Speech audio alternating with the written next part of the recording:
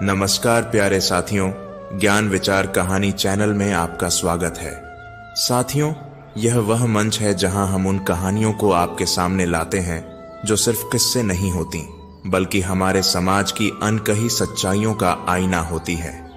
कहानियां जो सोच बदल सकती हैं, दिल को छू जाती हैं और कभी कभी भीतर तक हिला देती हैं। आज हम एक ऐसी ही कहानी लेकर आए हैं, एक औरत की कहानी। जी हाँ साथियों, ये एक आम सी औरत है, लेकिन उसकी जिंदगी की कहानी इतनी असाधारण है कि शायद आपको सोचने पर मजबूर कर देगी। ये उस समाज की कहानी है जिसमें हम जी रहे हैं, जहां औरत को पूजा भी जाता है और उसी को रोज रोज तोड़ा भी जाता है। साथियों, ये कहानी आपको अंदर तक झकझोर देगी। शायद इसलिए नहीं कि इसमें कुछ नया है, बल्कि इसलिए कि इसमें वही पुरानी सच्चाई है जिसे हम अक्सर नजरअंदाज कर देते हैं।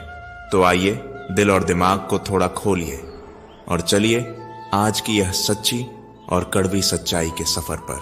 सर, वो 12 नंबर वाली ने आग लगा ली है। क्या? कब? कैसे? सर, वो पता नहीं सर, आप देखिए। सर, अर्चना को बैठने का इशारा कर वे तीव्र गति से केयर टेकर के पास पीछे चल पड़े। कोई 1.25 घंटे बाद वे दोबारा अपने कमरे में आए। वे काफी परेशान लग रहे थे। Is everything all right sir? Archana ने कहा।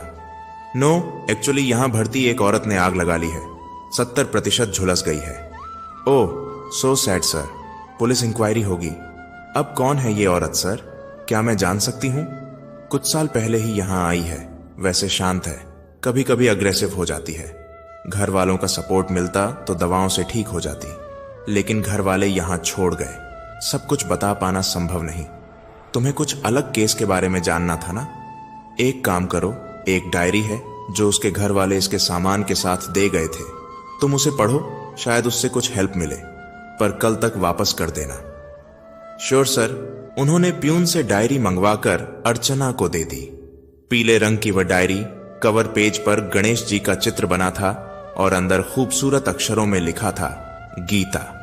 अर्चना कौन है, थोड़ा इसके बारे में जानेंगे। अर्चना मनोविज्ञान विषय से मानसिक रोगों पर रिसर्च कर रही है। इसी सिलसिले में अर्चना अपने क्षेत्र के मेंटल असाइलम आई है और अधीक्षक से क्रिटिकल केसेस की जानकारी ले रही है। घर आते ही अर्चना डायरी खोलकर पढ़ने बैठ गई। एक भोली मासूम सी लड़की की तरह शुरुआत में उसने अपने सपने, अपनी रोजमर्रा के क्रियाकलाप लिखे थे। बीच के पन्ने खाली थे, फिर लगातार बहुत लिखा गया था। अचानक पन्ने पलटते पलटते अर्चना चौंक गई। यहां उसने जो लिखा था, शायद यह उसके आज की स्थिति में पहुंचने का कारण था। उसने लिखा था, फोन फिर बज रहा है। मैंने देखा, यह उसी की कॉल थी, 12वीं कॉल। मैंने वह नंबर ब्लॉक लिस्ट में डाल दिया। हालांकि मैं जानती हूं इससे कुछ नहीं होगा, कुछ भी नहीं, पर क्या करूं, किससे कहूं, कौन समझेगा? हे भगवान, ये मेरे साथ ही क्यों? और नहीं, बस अब और नहीं। अर्चना पन्ने पलटती गई। आगे लिखा था, कुछ महीनों पहले की ही तो बात थी। बहुत खुशहाल तो नहीं, पर जिंदगी ठीक ठाक सी अपने ढर्रे पर चल रही थी। सब कुछ तो था मेरे पास, बड़ी शानदार कोठी, सास ससुर, ननंदों से भरा पूरा परिवार, 2 प्यारे बच्चे और अपने क्षेत्र में बेहद सफल क्रिमिनल लॉयर, दबंग व्यक्तित्व के मालिक मेरे पति। इतने लोगों और ढेर सारे नौकर चाकरों के बाद भी कुछ था जो खोया हुआ सा था। मेरी खुशी, मैं खुश नहीं थी। क्यों खुश नहीं थी? किस चीज की कमी है? अक्सर लोग पूछते, बहनें पूछती, क्या कहूं, किससे कहूं कि जीवन जीने के लिए सिर्फ भौतिक सुख साधनों की जरूरत नहीं होती। कुछ एहसास भी जरूरी होते हैं जो दब चुके हैं। सालों पहले 17 वर्ष की सपने देखने की उम्र में ही गृहस्थी की बागडोर मेरे हाथों में थमा दी गई थी। खूबसूरत होना भी एक गुनाह है शायद। अगर बेटी गरीब की हो तो सच में यह श्राप है। शहर के जाने माने मजिस्ट्रेट ने मुझे अपने बेटे के लिए चुना था। इस बात से मेरे माता पिता इतने खुश थे कि उन्होंने उम्र का अंतर भी नजरअंदाज कर दिया। यह मुझसे पूरे 13 वर्ष बड़े थे। ब्याह होकर आई तो बेहद डरी हुई थी। यही पाया कि यह ब्याह पूरी तरह बेमेल था। अंतर सिर्फ उम्र और स्टेटस का नहीं, हर स्तर पर था। सबसे बड़ा अंतर हम पति पत्नी के नजरिए का था। खैर, पहले ही दिन से पति के रौब का ऐसा असर पड़ा कि मैं उनके हर आदेश पर झुकती चली गई। वे मुझे पति कम, मेरे मालिक ज्यादा लगते। उनसे हर वक्त डरती रहती, कभी खुलकर अपनी इच्छाएं व्यक्त नहीं कर पाई। धीरे से एक दिन पढ़ने की इच्छा जाहिर की थी तो इन्होंने जिस तरह से खा जाने वाली नजरों से घूरा कि मेरी आवाज हलक में ही अटक गई थी। बड़े बूढ़ों की सेवा करो, पढ़कर कौन सा तीर मारोगी। माँ बाबूजी की सेवा के लिए लाया हूं, ब्याह कर पढ़ाने लिखाने नहीं। उस दिन के बाद पढ़ने की कभी कोई बात नहीं हुई। माँ की दी सीख के अनुसार ससुराल में सबको खुश रखने का भरसक प्रयास करती। सब खुश भी थे मुझसे। साल बीतते बीतते माँ बनने की खुशखबरी भी मिल गई। इतनी जल्दी मैं माँ बनने को तैयार ना थी, पर घर में सभी को बच्चे की जल्दी थी। सो सबकी इच्छा के आगे भला मेरी क्या चलती। बच्चे के जन्म के समय मैं चाहती थी मेरे पति मेरे पास रहें, थोड़ा वक्त मेरे साथ गुजारें, लेकिन उनकी व्यस्तताएं बढ़ती जा रही थीं।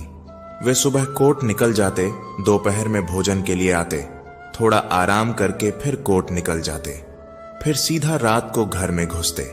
फाइलों के ढेर के साथ घर के ही एक कमरे में बने ऑफिस में ही कई बार आधी रात तक फाइलों से सर खपाते रहते।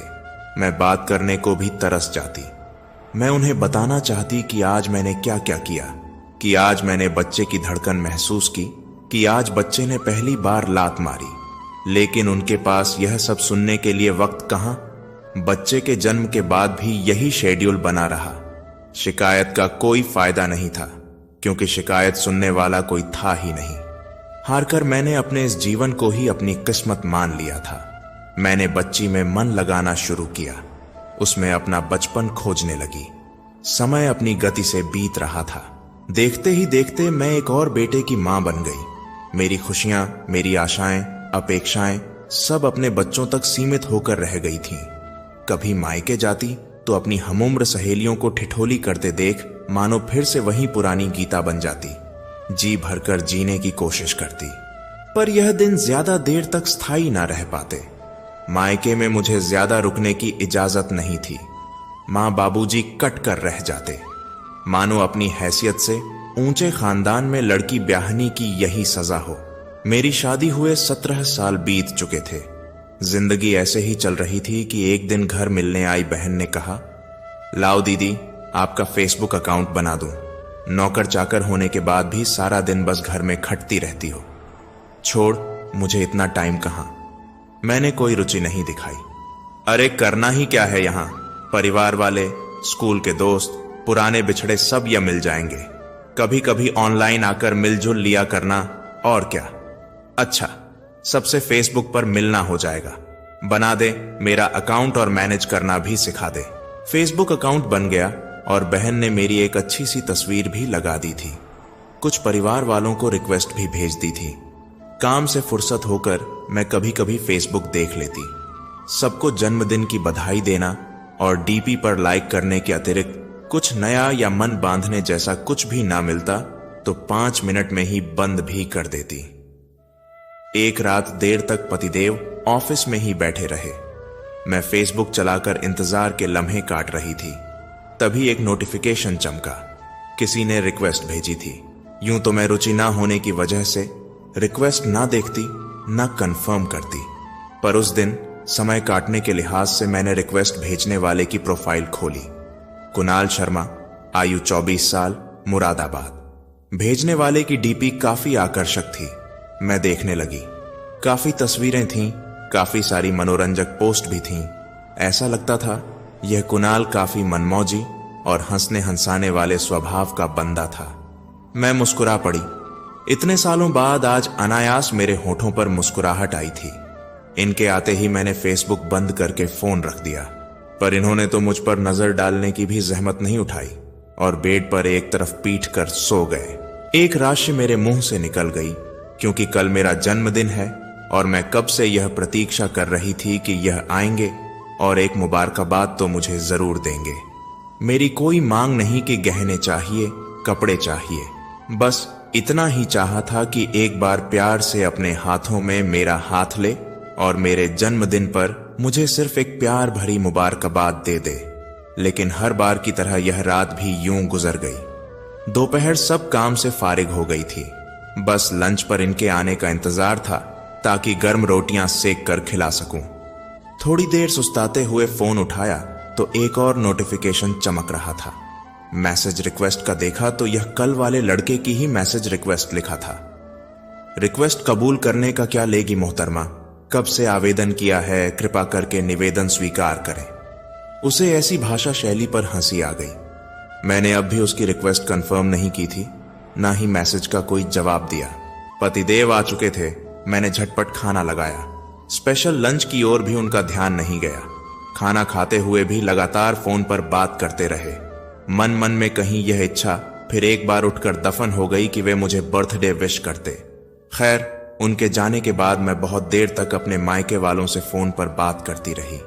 मन भारी होता जा रहा था। रात में भी खाना खाकर वे सोने चले गए तो मेरे सब्र का बाण टूट गया। क्या मैं सिर्फ एक काम वाली बाई की हैसियत रखती हूं? वह भी पगार लेती है, छुट्टियां लेती है। मैं तो बिना पगार, बिना छुट्टी वाली बाई हूं। आंसू पोंछते हुए ना जाने क्यों मैंने फोन उठाया। नेट ऑन किया तो फिर एक नोटिफिकेशन आया। मैंने जिज्ञासावश देखा। उसी लड़के ने फिर मैसेज भेजा था। रिक्वेस्ट एक्सेप्ट नहीं करनी तो मत करिए मैम, पर बर्थडे विश तो ले लीजिए। Happy birthday ma'am. मैं आश्चर्यचकित थी। मेरे सो कॉल्ड पतिदेव अपने घोड़े बेचकर सो गए। 24 घंटों में एक बार भी विश नहीं किया। और यह पराया लड़का, इसे क्या पड़ी है विश करने की? ना चाहते हुए भी मेरी उंगलियों ने मैसेज रिक्वेस्ट एक्सेप्ट पर क्लिक कर दिया। मैंने टाइप किया थैंक्स और सेंड कर दिया। फिर आश्चर्य, वहां से तुरंत जवाब आया, मैसेज रिक्वेस्ट कबूल करने का शुक्रिया मैडम। अब फ्रेंड रिक्वेस्ट कब कबूल करेगी? मैं अनजानों का मित्रता निवेदन स्वीकार नहीं करती। ठीक है, तो कुछ दिन बाद कीजिए। जब अनजाना ना रहूं तब मित्र बना लीजिएगा। साथ में मुस्कुराते हुए 2 इमोजी भी थे। अरे, मुझे नहीं करनी तुमसे बात। पर क्यों मैम? क्या मैं इतना बुरा लगता हूं? बदतमीज मवाली लगता हूं? ऐसा कुछ नहीं है, बस मुझे इसमें कोई रुचि नहीं, ना इतना टाइम है। मैसेज कर मैंने नेट ऑफ कर दिया और सोने की कोशिश करने लगी। 2 दिन तक मैंने फेसबुक लॉगिन ही नहीं किया, ना नेट ऑन किया। लेकिन लोग शांत, एकांत में भी नहीं रहने देते। बहन ने फोन किया, व्हाट्सएप पर मैसेज किए, तुमने देखे नहीं, सब ठीक है ना? हाँ ठीक है, बस फुर्सत नहीं मिली। मैंने टालने की कोशिश की, पर उसके कहने पर नेट ऑन करना ही पड़ा। नेट ऑन होते ही मैसेंजर के मैसेज पॉपअप होने लगे। हाय राम, इतना कौन याद कर रहा है मुझे? मैंने मन ही मन सोचा। व्हाट्सएप से पहले मैसेंजर ही खोल लिया। उसी के मैसेज थे, 1-2 नहीं, ढेरों, 5-6 दंसा मैसेज पर मैसेज। मैम शुभ प्रभात। मैम आज ऑनलाइन नहीं आई आप, लगता है आप नाराज हैं मुझसे। सॉरी, पर प्लीज ऑनलाइन आइए। आज दूसरा दिन है, आज भी आप नहीं दिखी। क्यों, क्या हुआ है आपको? तबीयत ठीक है ना मैम? मुझे अब चिंता हो रही है। ईश्वर करे आप ठीक हो। नाराजगी, उदासी, तबीयत खराब जो भी है, बताइए प्लीज। उसके बाद एक लगातार दुखी भाव प्रदर्शित करने वाले इमोजी थे। हद है, यह लड़का पीछे ही पड़ गया। चाहता क्या है आखिर? यह तो तय था कि मैं फेसबुक पर नहीं आऊं तो भी यह मैसेज भेजता रहेगा। सोचा इससे ही बात कर लूं। मैं ठीक हूं और फालतू मैसेज भेजना बंद करो। 5 मिनट बाद ही जवाब आया। फिर फेसबुक से नाराजगी थी या मुझसे? तुम सारा दिन ऑनलाइन रहते हो, कोई काम नहीं है क्या? आपके मैसेज के इंतजार में ऑनलाइन हूं, वरना बेला नहीं हूं। खेती बाड़ी है, बटाई पर खेत दिए हैं और भैया के साथ उनके बिजनेस को देखता हूं। मेरी इतनी चिंता करने की जरूरत नहीं तुम्हें, समझे? इस पर आपका जोर नहीं मैम। आप मुझे रत्ती भर भाव ना दें, पर मैं करूंगा आपकी चिंता। यह मेरी इच्छा है। मान ना मान, मैं तेरा मेहमान। कौन हो तुम मेरे, जो चिंता कर रहे हो? मेरे घर वाले हैं मेरी चिंता करने को। जी मैम, आप खुशकिस्मत हैं जो इतने लोग हैं आपके लिए, पर मुझे और कुछ नहीं तो एक अदना सा दोस्त या शुभ चिंतक ही समझ लीजिए। तुम तो पीछे पीछे ही पड़ गए हो। जब तक दोस्त स्वीकार नहीं करेगी, पीछे पड़ा रहूंगा। ब्लॉक करोगी तो दूसरी तीसरी आईडी से आऊंगा। पर क्यों? आप अच्छी लगती हैं मुझे, बहुत अच्छी। आपको देखकर लगता है आपसे बात करूं। ओ चुप करो, यकीन करिए मैम, बस आपसे बात करना अच्छा लगता है। गुस्सा आ रहा है अब मुझे। कर लीजिए गुस्सा, खूबसूरत लोगों पर गुस्सा जचता है। गुस्सा करते हुए अपनी पिक भी भेज दीजिएगा। मैं खूबसूरत कोई और नहीं मिला बनाने को। मां कसम, इतना सुंदर चेहरा मैंने अभी तक नहीं देखा। आंखें हटती ही नहीं। तभी तो आपको रिक्वेस्ट भेज दी। पर कहते हैं ना, खूबसूरत लोग संगदिल होते हैं। आपने अभी तक एक्सेप्ट नहीं की। बकवास बंद करो, मुझे और भी काम है। अब मैसेज मत करना। कहकर मैंने नेट ऑफ कर दिया। मैं सुंदर 17 साल पीछे चली गई। मैं शुरू में सास कहती थी, चांद का टुकड़ा लाई हूं अपने बेटे के लिए। पर पतिदेव ने शायद ही कभी ऐसा कोई कॉम्प्लीमेंट दिया हो। उनकी नजरों में कभी अपने लिए प्रशंसा जैसा कोई भाव ना देखा। वे बिस्तर पर कभी कभी मेहरबान होते तो भी एक दाता का भाव रखते, मानो इस तरह वे भी मुझ पर एहसान कर रहे हों। एक गहरी सांस लेकर मैं अपने कामों में बिजी हो गई, लेकिन उसकी बात बार बार दिमाग में आती रही। इतना खूबसूरत चेहरा मैंने आज तक नहीं देखा। खूब बकवास। मैंने अपना सर झटक दिया। पर आज नहा धोकर आईने के सामने खड़ी हुई तो ना चाहते हुए भी बार बार खुद को निहारने लगी। आप खूबसूरत हैं, उसकी बात दिमाग में चलने लगी। ओ उसकी बातें। आज बरसों बाद भी जी भरकर खुद को आईने में निहारा और स्वयं पर ही मुस्कुरा दी। रात को पतिदेव खर्राटे भर रहे थे, पर मेरी आंखों में ना जाने क्यों नींद नहीं थी। फेसबुक खोला तो आशानुरूप कुछ ही मिनटों बाद उसका मैसेज आया, सोए नहीं आप? मैंने मैसेज अनदेखा कर दिया। उसके 2-4 और भी मैसेज आए, पर मैंने जवाब ना देना ठीक ही समझा। सुबह उठकर मैसेंजर चेक किया, उसका कोई नया मैसेज नहीं था। चलो, शायद समझ गया कि मुझे उसकी पंचायत अच्छी नहीं लग रही। लेकिन आश्चर्य हुआ जब पूरे दिन उसका कोई मैसेज नहीं आया। आज छठा दिन था और अब तक उसका कोई मैसेज नहीं आया था। शायद समझ गया है कि मैं उसे नजरअंदाज करती हूं। पर कहीं वह बीमार तो नहीं? ओ, मुझे क्यों चिंता हो रही है? मैं खुद से ही सवाल जवाब कर रही थी। एक बार पूछना तो चाहिए, पर वह क्या सोचेगा? मैंने उसकी प्रोफाइल खोली। उसके दोस्त ने उसे टैग करके उसके जल्द स्वस्थ होने की कामना करते हुए पोस्ट की थी। ओ, मतलब वह सच में बीमार है। एक बार तो पूछना ही चाहिए। हेलो, कैसे हो? हिचकते हुए मैसेज किया। कोई घंटे भर बाद जवाब आया, आपने पूछ लिया, सब अच्छा है। क्या हुआ तुम्हें? एक्सीडेंट कब? कहां? कैसे?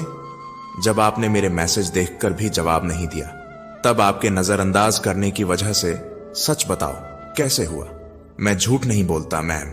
आपने मेरे किसी मैसेज का जवाब नहीं दिया था, जबकि मैं सिर्फ आपके लिए इतनी देर तक ऑनलाइन था। मुझे हताशा भी हुई, गुस्सा भी आया। खुद पर, दोस्तों के साथ बाइक पर ड्राइव पर निकला था। गुस्सा हावी था। तेज स्पीड में अचानक ब्रेक लगाने से बाइक स्लिप हो गई। ज्यादा तो नहीं लगी। इस पर उसने अपनी तस्वीर भेज दी। हाथ और चेहरा जख्मी हुए थे। चेहरे पर एक तरफ कान के ऊपर टांके आए थे। हाथों में जख्म ही जख्म थे। मुझसे देखा नहीं जा रहा था। जल्दी ठीक हो। Get well soon. आप बात करती रहोगी तो जल्दी ठीक हो जाऊंगा। यह क्या पागलपन है? अब है तो है, सिर्फ आपके लिए है। आप स्पेशल हो मेरे लिए। एकदम से दिल धड़क गया मेरा। ऐसा तो कभी इतने सालों में किसी ने नहीं कहा मुझसे कि मैं उसके लिए स्पेशल हूं। और यह पराया लड़का। तुम आराम करो, फिर बात करेंगी ना? हाँ पक्का, हाँ पक्का। अब आराम करो। आज शाम मंदिर में दिया जलाते हुए मैंने उसके लिए भी प्रार्थना की थी। अब यह एक सिलसिला बन गया। मैं रोज कभी 10, कभी 15 से 20 मिनट उससे बातें करती। उसके जख्म तेजी से भर रहे थे।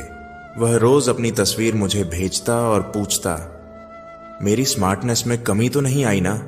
मैं हंस देती, नहीं, बहुत स्मार्ट हो। कोई लड़की पसंद तो कर लेगी ना? टाकों के निशान देखकर भगा तो नहीं देगी? नहीं बाबा, आंख बंद करके पसंद कर लेगी। कैसे विश्वास करूं? आपने तो अभी तक पसंद नहीं किया। पेंडिंग में डाल रखी है रिक्वेस्ट। ओ लो, एक्सेप्ट कर ली। धन्यवाद मोहतरमा। मैं हंस पड़ी। आप हंस रही हो ना? तुम्हें कैसे पता? मैं मन पढ़ लेता हूं बिना देखे। आप चाहती हो देखकर पढ़ूं तो आप वीडियो कॉल कर सकती हो। जी नहीं, इसकी कोई जरूरत नहीं। डर गई आप? कैसा डर? यही कि आपको देखकर आपके दिल की सारी बातें ना जान जाऊं। Shut up. ओके हो जाता हूं। शट अप नहीं कहूंगा कुछ। मैं कहां कुछ कह होता हूं कुछ कहने वाला। आराम करो, मैं कल मिलती हूं। आज उसका बर्थडे था। मैंने विश किया तो चहक कर बोला, गिफ्ट नहीं दोगी? क्या गिफ्ट चाहिए? नाराज तो नहीं होगी? आप बताओ तो बिना जाने कैसे कह दूं? एक वीडियो कॉल, बस 5 मिनट की, प्लीज। ओह, ये लड़का, लो उठाओ कॉल। वीडियो कॉल पर वह चुपचाप बैठा रहा। Thank you, thank you, thank you. मुझे तो लगा था कि डांट दोगी। बर्थडे है इसीलिए एज ए गिफ्ट समझो। हाँ हाँ समझ गया, वरना कहां आप कहां मैं भला। आप जैसी अजबो गरीब खूबसूरत शख्सियत मुझे क्यों वीडियो कॉल करेगी? उसने जिस तरह से मुंह बनाया, मेरी हंसी छूट गई। पागल, आपकी वजह से दोनों हंसने लगे। इस हंसी मजाक में पता नहीं चला कब वह मैम से सीधा नाम लेने लगा। आपसे तुम पर आ गया। उससे बातें करना अब मुझे भी भाने लगा। वह अपनी बातों से मुझे हंसाता रहता, मेरी परवाह करता, मेरे हर काम की तारीफें करता। जब भी किसी भी वजह से मैं मायूस होती तो वह अपनी बातों से एक नई ऊर्जा भर देता। मैं एक अनजानी सी खुशी महसूस करने लगी थी। दिन गुजर रहे थे। आईने में खुद को देर तक निहारना और बेवजह मुस्कुराना शुरू कर दिया, मुझे खुद नहीं पता। अब तो मैं गुनगुनाने भी लगी थी। 4 महीनों में वह मेरी आदत बन चुका था। हम दोनों एक दूसरे से बात करने का इंतजार करते। 2 दिन बाद मेरी शादी की वर्षगांठ थी। जब कुणाल को यह पता चला तो उसने चुटकी ली। तो मैडम कैसे सेलिब्रेट करने वाली हैं? सर की जेब को छूना लगने वाला है। मैं फीकी हंसी हंस दी। बोलो ना, क्या क्या करने वाली हो? I mean, क्या गिफ्ट दोगी सर को? उनसे क्या मांगा है? बताओ बताओ। उसने आंखें चमकाई। कुछ नहीं मांगा उनसे, और मैंने भी कुछ गिफ्ट नहीं लिया उनके लिए। उन्हें पसंद नहीं आता किसी का भी लाया हुआ कुछ। बस शानदार नाश्ता खाना बनाऊंगी। शाम को कहीं बाहर खाना खाने जाएंगे फैमिली के साथ। बस हो गया। बस? हाँ। वो कुछ देर शांत रहा, फिर बोला, सर काफी रिजर्व नेचर के हैं। हाँ, यही समझो, रोमांटिक नहीं है ना। ये तुम कैसे कह सकती हो? तभी एनिवर्सरी पर भी पूरे परिवार को साथ ले जाते हैं। अरे कम से कम इस दिन तो दोनों को क्वालिटी टाइम बिताना चाहिए साथ में। परिवार तो वैसे भी साथ रहता ही है। कहां फंस गई तुम बोरिंग आदमी के साथ? 1 मिनट, ये तुम मेरे पति के लिए कह रहे हो? बहुत ज्यादा बोलने लगे हो। मैं चिढ़ गई। सॉरी सॉरी भारतीय नारी, रियली सॉरी। पति चाहे जैसा भी हो, भारतीय नारी उसके खिलाफ सुन नहीं सकती। काश मुझे भी ऐसी ही पत्नी मिले। हम अच्छी ही मिलेगी। अच्छी नहीं, तुम्हारे जैसी। हाँ ठीक है बाबा, मेरे जैसी। तुम्हारे जैसी मिल गई ना तो सर आंखों पर बैठा कर रखूंगा उसको। एनिवर्सरी पर तो ऐसा सरप्राइज दूंगा कि बस सुबह सुबह उसे चूम कर प्यार से उठाऊंगा। फिर उसकी पसंद का नाश्ता अपने हाथों से बनाकर उसे खिलाऊंगा और मेरे लिए लंच बनाएगी। मैं किचन में उसकी हेल्प करूंगा। हम काम के साथ साथ किचन में भी रोमांस करते जाएंगे। छन की आवाज के साथ मेरी तंद्रा भंग हुई। देखा, हाथ से चमचा छूटकर नीचे गिरा था। पतिदेव डाइनिंग टेबल पर बैठे चिल्ला उठे, कर क्या रही हो? टाइम से नाश्ता भी नहीं दे सकती? पता नहीं कहां खोई है। घबराकर मैंने फटाफट नाश्ता लगाया और परोसते हुए बोली, आज जल्दी आ जाएंगे ना? किस लिए? कोई शॉपिंग वॉपिंग है तो ड्राइवर को लेकर चली जाओ। मुझे मत घसीटो, आज अपनी मैरिज एनिवर्सरी है। उन्होंने बिना नजर उठाए धीरे से कहा, देखूंगा, कोशिश करूंगा। जी, बच्चे भी कह रहे थे बाहर खाने को, और अम्मा जी भी कितने दिन से बाहर नहीं निकली। डिनर बाहर कर ले आज तो। मैंने कुछ घबराते हुए कहा। डर था कहीं मना ना कर दे। ठीक है, देखता हूं, शाम को फोन कर दूंगा। जैसा भी प्लान होगा। मेरी तसल्ली के लिए इतना ही काफी था। मैं खुश थी। घर के कामों से फारिग होने के बाद मैंने इनके पसंद के रंग की साड़ी पहनी। हल्का सा श्रृंगार कर इनकी राह देखने लगी। कितने दिनों बाद साथ कहीं जाने का मौका आया है। 2-4 सेल्फी ले ली, एक फेसबुक पर अपलोड भी कर दी। तुरंत कुणाल का मैसेज आया, जान लोगी आज तो। मेरी हंसी छूट गई। जाओ एंजॉय करो, बस उन्हीं का इंतजार है। रात 8 बजे तक इनका अता पता नहीं था। फोन किया तो पता चला किसी क्लाइंट के घर पर है, कोई बेहद इंपॉर्टेंट केस है। तुम बच्चों और मां को लेकर ड्राइवर के साथ चली जाओ, मैं वहीं ज्वाइन कर लूंगा। बहस का कोई मतलब नहीं था। मैं चुपचाप बच्चों और मां जी के साथ उनके सुझाए हुए रेस्टोरेंट पहुंच गई। उनका वेट करते करते फाइनली उनके बिना ही डिनर कर रात 11 बजे हम वापस आ गए।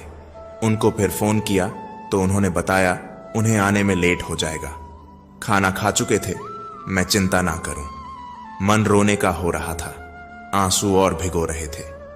मैं फेसबुक खोलकर बैठ गई। आज मैंने आगे बढ़कर कुणाल को मैसेज किया, अरे तुम इस वक्त ऑनलाइन, कैसा रहा सेलिब्रेशन?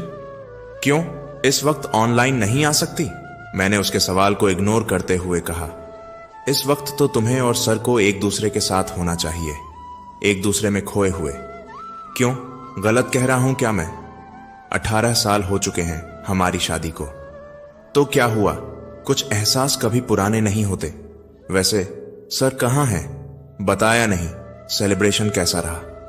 मेरी लंबी चुप्पी भांप कर बोला, सुनो, बुरा ना मानो तो एक वीडियो कॉल करूं 2 मिनट को। किस लिए? तुम्हें देखने के लिए। नहीं, हाँ चलो उठाओ कॉल प्लीज। वीडियो कॉल पर वह पलक मुझे देखता रहा। 2 मिनट हो गए। वह चौंका, अरे हां, पर 2 मिनट का मतलब हर समय 2 मिनट ही नहीं होता। कितनी प्यारी लग रही हो। सर तो गए, आज काम तमाम। वह हंसा, शट अप, जब देखो शट अप करा देती हो। सुनो, इतनी उदास क्यों हो? बोलो तो। उसके लगातार इसरार करने पर आखिर मेरे सब्र का बाण टूट गया। सब कुछ जानकर वह मुझे ढांढस बंधाता रहा, रो मत, देखो इतना महंगा काजल बह रहा है, भाड़ में गया काजल। सुनो, मुझे अच्छा नहीं लगता तुम्हारा रोना, बस करो ना। अगर अब भी आंसू निकले तो मैं तुम्हारे आंसू चूम लूंगा, रो मत अब। यह सुनते ही मेरे आंसुओं पर ब्रेक लग गया। बस हो गया, अब नहीं रोगी। वह मुस्कुराया, शट अप, फिर शट अप, ये सही है। जब देखो मैडम डांट पिला देती है।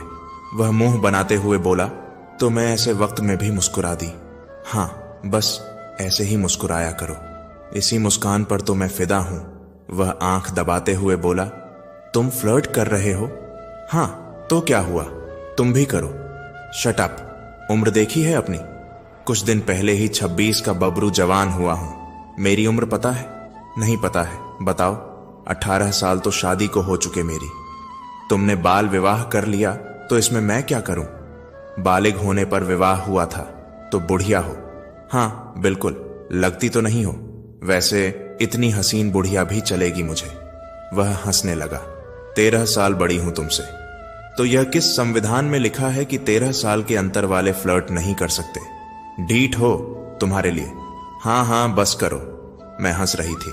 बस क्यों, अभी शुरू किया है, बस और नहीं। शादीशुदा हूं तो शादीशुदाओं को खुलकर जीने हंसने का हक नहीं? मैं चुप हो गई। कुणाल, अब रखती हूं फोन। ओके, वादा करो उदास नहीं होंगी। नहीं, नहीं होगी। फोन तो रख दिया मैंने, पर उसकी एक एक बात देर तक कानों में गूंजती रही। ये कब आए, कब आंख लगी, कुछ पता नहीं। दूसरे दिन मैं रोज की तरह अपने काम में लग चुकी थी। यह आए और सफाई देते हुए बोले, वो कल बुरी तरह फंस गया, इसीलिए आ नहीं पाया। हम किसी और दिन चलते हैं बाहर। मुझे आश्चर्य हुआ, यह कब से सफाई देने लगे? कोई बात नहीं, मैं जानती हूं आप बिजी थे। यही बात नंदिनी, अर्जुन और मां को भी समझा दो। सुबह से बस शिकायतें चालू हैं। ओ, तो यह कारण है सफाई देने का? मतलब कोई ग्लानि तो इन्हें है ही नहीं।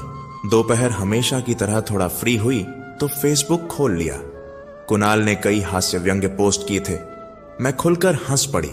यह लड़का कितना जिंदा दिल है, जिंदगी को जीने वाला, ढोने वाला नहीं, मेरी तरह। एक आह सी निकल गई मुंह से। हाल कैसा है मोहतरमा का? कुणाल का मैसेज था। ठीक है, मैं आज गांव जा रहा हूं। अच्छा, क्या? अच्छा, वहां नेट नहीं चलता। ओ, तो फेसबुक बिना मन नहीं लगेगा? तुमसे बात की बिना मन नहीं लगेगा मैडम। फेसबुक तो बस एक बहाना है। तो फिर मुझसे इतनी बड़ी हो, फिर भी हर बात समझानी पड़ती है। अपना नंबर दो देवी, जिससे फोन पर बात होती रहे, वरना मैं वहां रह नहीं पाऊंगा। वैसे मैं किसी को यूं नंबर नहीं देती, पर कुणाल आम नहीं रह गया था मेरे लिए। इन कुछ महीनों में बहुत खास स्थान बना लिया था उसने अपने लिए। बिना सोच विचार मैंने नंबर दे दिया था। अब मैसेंजर से वह व्हाट्सएप पर आ गया था। बातें भी अब पहले से ज्यादा होने लगी थीं। यह रिश्ता क्या था? मेरे लिए तो वह मेरा सबसे अच्छा दोस्त था, जिससे मैं धीरे धीरे सब कुछ शेयर करने लगी थी। खैर, करवा चौथ का दिन था, मेरा व्रत था। वह बोला, काश कोई मेरे लिए भी व्रत रखती। रखेगी ना तुम्हारी वाली? पता नहीं कब आएगी मेरी वाली। जब तुम लाओगे वह मेरे लिए व्रत रखेगी, मैं उसके लिए व्रत रखूंगा। अच्छा, मैं हंस पड़ी। हाँ, वो अकेली क्यों भूखी प्यासी रहे? वो मेरी लंबी उम्र के लिए व्रत रखेगी तो मुझे भी तो उसकी लंबी उम्र के लिए व्रत रखना चाहिए ना। भाग्यशाली होगी वो फिर तो। बेशक मेरी वाली भाग्यशाली ही होगी।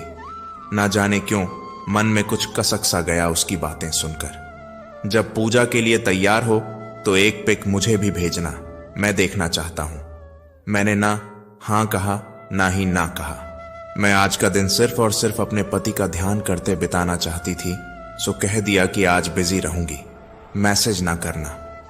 वह शायद समझ गया था। रात फिर वही कहानी दोहराई गई। मेरे पति कभी समय पर मेरे लिए घर आने का वादा पूरा नहीं कर पाए। ऐसे समय में हमेशा यही सोचती कि मैं इनके लिए अहमियत रखती भी हूं या नहीं। मेरी स्थिति सिर्फ घर परिवार का ध्यान रखने वाली, खाना बनाकर देने वाली और यदा कदा बिस्तर की जरूरत पूरी करने वाली की होकर रह गई है। साल में एक बार, एक दिन ये मेरी एक छोटी सी इच्छा भी पूरी नहीं कर सकते। मैंने जीवन में जब जब इनकी उपस्थिति महसूस करनी चाहिए, ये सदैव अनुपस्थिति ही मिले। कैसे पति हैं ये? क्या यही है पति धर्म? क्या खाना, कपड़ा और छत ही हैं औरत की आवश्यकताएं? मैं इतनी अन्वेषक थी कि इनके आने पर सारी रस्में पूरी जरूर की। खाना परोसा, लेकिन स्वयं खाने का एक और भी हलक से नीचे उतारने की इच्छा नहीं हुई। इन्होंने तो खैर कभी परवाह भी नहीं की कि मैंने खाया या नहीं। मैं कपड़े बदलकर जा लेटी। वे सुकून से सो रहे थे। आंसू बहाते बहाते मेरी भी आंख लग गई। दूसरे दिन जब आंख खुली तो अजीब सा महसूस हो रहा था। शरीर गर्म था। उठना चाहा तो उठा नहीं गया। मोबाइल में टाइम देखा तो 7 बज रहे थे। मैं घबरा गई। 7:30 पर बच्चों की स्कूल बस आ जाएगी। हे भगवान, आज इतनी देर कैसे हो गई उठने में? जल्दबाजी में उठकर भागी तो आंखों के आगे अंधेरा छा गया। कदम लड़खड़ा गए और फिर जब होश आया तो मैं बिस्तर पर थी। मम्मी जी सिरहाने बैठी थी। यह भी परेशान टहल रहे थे। मैं तुरंत उठकर बैठी। लेटी रहो, मम्मी जी ने आदेश दिया।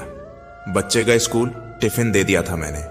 मम्मी जी बोली, कल के व्रत की कमजोरी है सो तुम बेहोश हो गई। ढंग से खाती पीती नहीं क्या? मम्मी जी कह रही थीं। 1000 बार समझाया है ये व्रत उपवास करने की जरूरत नहीं, पर तुम औरतों के चोंचले तो कभी खत्म ही नहीं होते। अब झल्ला रहे थे। कितनी जरूरी मीटिंग है आज मेरी क्लाइंट के साथ और मैं यहां फंसा हूं। आप जाइए, मैं ठीक हूं। डॉक्टर की दवाई टेबल पर रखी है। फल मंगवा दिए हैं, कृपा करके खा लेना। मैं शाम को मिलता हूं, कहकर वे निकल गए। आज का काम मम्मी जी ने हेल्पर के साथ मिलकर निपटा लिया था, इसीलिए एक तरह से काम से मैं फ्री थी, पर विचारों से नहीं। मेरा मन न जाने कितने विचारों के जाल में जकड़ा हुआ था। रह रहकर कुणाल की बातें याद आ जाती। मैं भी मेरी वाली की लंबी उम्र के लिए व्रत रखूंगा। सारा दिन पत्नी के साथ रोमांस करूंगा, उसे खुश रखूंगा। मेरी वाली भाग्यशाली ही होगी, बहुत प्यार दूंगा उसे। फिर इनकी बात याद आ जाती। क्यों रखती हो व्रत? औरतों के चोंचले खत्म ही नहीं होते। जरूरी मीटिंग है और मैं यहां फंसा हूं। यह घर और घरवाली के टंटे खत्म हो तो कुछ और सोचूं। कितना अंतर है दोनों की सोच में। व्हाट्सएप पर कुणाल का मैसेज था। पिक नहीं दी ना? मैंने डीपी में करवा चौथ वाली पिक लगा दी। डीपी देख लो, मतलब मुझे नहीं दी जाएगी, पर खूबसूरत लग रही हो, जैसे कल ही शादी हुई हो। नजर उतरवा लेना। मैंने कोई जवाब नहीं दिया तो तुरंत उसका फोन आ गया। कैसी हो? ठीक हूं। झूठ लग नहीं रही हो कि ठीक हो। बताओ क्या हुआ है? उसे टालना मुश्किल था। मेरा मन भी भरा हुआ था। 100 आंसुओं के साथ दिल का सारा गुबार भी बह निकला। किसी को नहीं पड़ी कि यह देखे कि मैंने खाया या नहीं, कि मैं जिंदा हूं या नहीं। जब तक चक्कर खाकर गिर नहीं गई तब तक किसी को फिक्र नहीं। किसी को कैसे फिक्र नहीं? मैं हूं ना, मैं करता हूं फिक्र। तुमने कल मैसेज या फोन करने को मना कर दिया था, इसीलिए मजबूर था। फिर भी मैसेंजर पर देखो, मैसेज किए हैं मैंने देखा, उसके मैसेज थे। चांद निकल आया है मैडम, अब तुम अपने चांद की पूजा कर रही होगी। व्रत खोल लिया ना, अब अच्छे से भोजन कर लेना। हेलो, डिनर हुआ या नहीं? ख्याल रखना अपना। शुभ रात्रि। सुखद। आश्चर्य से भर गई मैं। तुम्हें क्यों पड़ी है मेरी? मैंने पूछा। बस यूं ही, अपना मानता हूं, इसीलिए। कैसे अपना? यहां अपनों को नहीं पड़ी मेरी, मुझे पड़ी है तुम्हारी, और हमेशा रहेगी, समझी? और हर समय सवाल ना किया करो, क्यों पड़ी है, क्या लगती हूं तुम्हारी, वगैरह वगैरह। चुप, बिल्कुल चुप होकर आराम करो। उसका डांटना बेहद अच्छा लग रहा था। एक छोटी जिद्दी बच्ची बन जाने का मन कर रहा था। थक गई थी समझदार बन बनकर। सारी गृहस्थी का बोझ उठाते वो अल्हड़पन जो कभी जी न पाई, आज महसूस हो रहा था। वह देर तक बातें करता रहा। बच्चों के लौटने का वक्त हुआ तो मैंने फोन रखने को कहा। अनमने भाव से उसने फोन रखा। अब बहुत हल्का, बहुत अच्छा महसूस हो रहा था। मैं चुपचाप उठकर बच्चों के खाने की तैयारी में लग गई।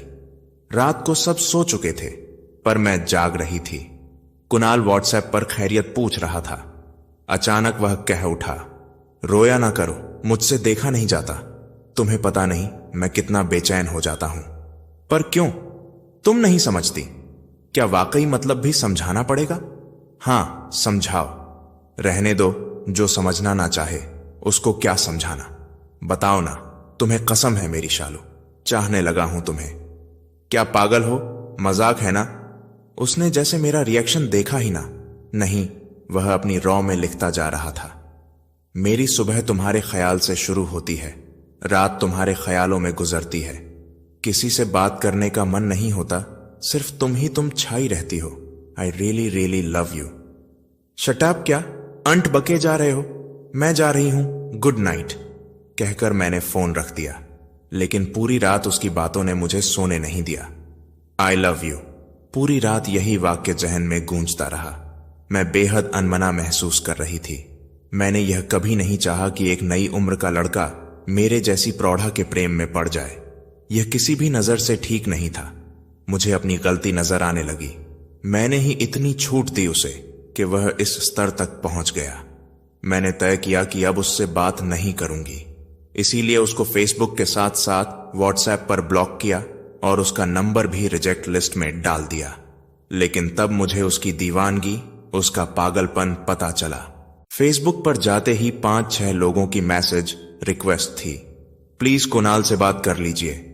उसकी कॉल पर कॉल आ रही थी जो ऑटो रिजेक्ट होती जा रही थी। बावजूद इसके वह कॉल करता जा रहा था। शाम को बेटी ने किसी काम से फोन किया तो चौंक कर बोली, मम्मी 67 कॉल्स किसकी हैं? अब आपने ब्लॉक कर रखी है, पता नहीं किसकी है। कोई बार बार रॉन्ग नंबर लगा रहा है, परेशान करने के लिए शायद। मैंने उसका नंबर सेव नहीं किया था, इसीलिए मेरा यह झूठ चल सकता था। तो पापा को बताओ ना कि कोई ऐसे परेशान कर रहा है। नहीं, रुको, मैं देख लूंगी। पापा को परेशान मत करो, वे वैसे ही बिजी रहते हैं। मैं घबरा गई थी। वह मुंह बिगाड़ती चली गई, लेकिन मुझे हिला गई। उसके कॉल फिर आने लगे। मैंने व्हाट्सएप पर अनब्लॉक कर पूछा, क्यों परेशान कर रहे हो? कॉल उठाओ, घर में सब हैं और मुझे भी बात नहीं करनी। ब्लॉक क्यों किया? फालतू बात करोगे तो ब्लॉक ही करूंगी।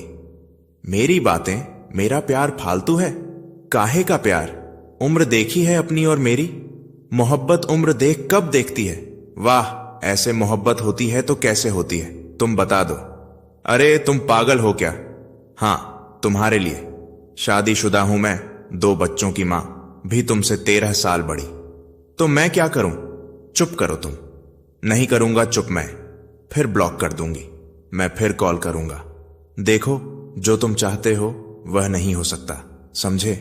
नहीं पसंद मुझे ऐसी बातें। क्या चाहता हूं मैं? क्या मांग लिया तुमसे? सिर्फ अपनी भावनाओं का इजहार ही तो किया है। नहीं करना चाहिए था। हो गई गलती, हो गया प्यार, क्या करूं मैं? मेरी क्या गलती है? नहीं समझ आते मुझे तुम्हारे गिनाए कारण। उम्र, शादी, बच्चे, समाज, बस यह समझ आता है कि एक दिन भी तुमसे बात किए बिना नहीं रह सकता। कुछ नहीं चाहता, बस रोज थोड़ी देर बात करना। और क्या, वह भी नहीं दे सकती? मैं चुप थी, समझ नहीं आया क्या कहूं। किसी के लिए इतनी जरूरी भी हो सकती हूं? कोई मेरे लिए इस कदर दीवाना भी हो सकता है? यह आज देखा था। आखिरकार उसने मुझे मना ही लिया रोज बात करने के लिए। सब सामान्य ही रहता। अगले ही दिन वह घटना ना घटी होती। उस दिन दोनों हेल्पर छुट्टी पर थीं और इन्हें 2 दिनों के लिए शहर से बाहर जाना था। मैं इनका शर्ट प्रेस कर रही थी। कुणाल की बातें अब भी दिमाग में गूंज रही थीं। ना जाने कैसे शर्ट प्रेस से चिपक गई। वह काफी महंगी शर्ट थी। गुस्से में इनके भला बुरा कहने पर जीवन में पहली बार मैंने प्रतिवाद कर कह दिया। जानकर तो नहीं किया, गलती से हो गया। यह सुनते ही इनका गुस्सा 7वें आसमान पर हाथ उठा दिया मुझ पर। सबके सामने हुए इस अपमान से मेरा आत्मसम्मान लहूलुहान हो उठा। आंखें छलछला आईं। इनके जाने के बाद बहुत देर तक कमरे में बैठ आंसू बहाती रही। किसी ने मेरा पक्ष लेने की या मुझे ढांढस देने की कोशिश भी नहीं की। यह बात और कचोट रही थी, बीवी हो या नौकरानी। कुणाल ने पता चलते ही पूछा था। उससे कुछ भी छिपा पाना मेरे लिए असंभव सा हो गया था। वह मेरा चेहरा पढ़ लेता था। ऐसा कुछ नहीं, वह ऐसे नहीं, ख्याल रखते हैं मेरा। झूठ बोलने की असफल कोशिश थी मेरी। देख ही रहा हूं कितना ख्याल रखा जा रहा है। सर सबका बर्थडे याद रखते हैं, अपने माँ बाबूजी का, बहन बहनोई का, लंदन में बसी कजिन तक का। लेकिन तुम्हारा जन्मदिन उन्हें याद नहीं रहता। पेरेंट्स टीचर्स मीटिंग्स में तुम आज तक अकेली जाती आई हो। क्यों?